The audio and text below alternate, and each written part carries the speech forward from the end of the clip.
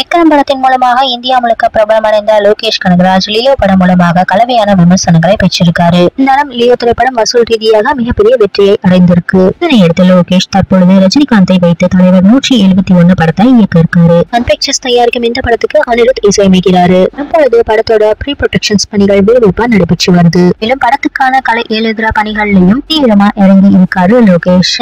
தற்பொழுது வந்த தகவலின்படி தலைவர் 171 திரைப்படம் போதைப்பொருள் சம்பந்தப்பட்ட கதை களத்துல இருக்காதுன்னு தகவல்கள் வெளியாகி இருக்கு. என்னதான் லோகேஷ் கனகராஜோட படங்கள் வெற்றி பெற்றாலும் அவர் மீது ஒரு குற்றச்சாட்டு இருந்து வருது. தொடர்ந்து அவரோட படங்களின் கதை அம்சம் போதைப்பொருள் சம்பந்தப்பட்ட கதை களத்துல இருக்கிறதாக சிலர் விமர்சிச்சு வராங்க. எனவே தலைவர் 171 திரைப்படம் போதைப்பொருள் சம்பந்தப்பட்ட கதைக்களமாக இருக்காது எனவும் வித்தியாசமான ஸ்டைல்ல இந்த படத்தை லோகேஷ் கையாள இருக்கிறதாகவும் தகவல்கள் வெளியாகி இருக்கு. நான் இந்த படத்தோட ஸ்டார் காஸ்ட் தகவல்கள் பயங்கரமா இருக்கும்னு தகவல்கள் வெளியாகி இருக்கு. தலைவர் 171 திரைப்படமும் ஒரு மல்டி ஸ்டார் படமாக இருக்கும்னு தெரிய வருது. பொங்கல் தினத்துல படத்துக்கான பூஜை போடப்பட இருக்கிறதாகவும் தெரிய வருது.